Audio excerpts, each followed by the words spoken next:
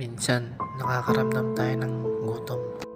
Pero laki pa rin tayo kasi nakakain tayo 3 beses sa isang araw. At di natin namamalayan na may mas nangangailangan pa.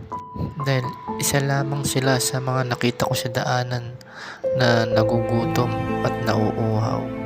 Kaya karamihan sa kanila namamatay na lang dahil sa gutom. Minsan pa nga nasasagasaan. Kaya kung may makikita kayong ganito sa daan, bigyan nyo kahit kapirasong tinapay o kaya bigyan nyo ng tubig para maibsan yung uhaw nila. Para naman kahit papano, kahit isang buhay ay ating maligtas. Hindi man sa tao, kundi sa mga animals na kagaya nila. Kaya palagi pa rin tayo magpasalamat dahil lagi pa rin tayo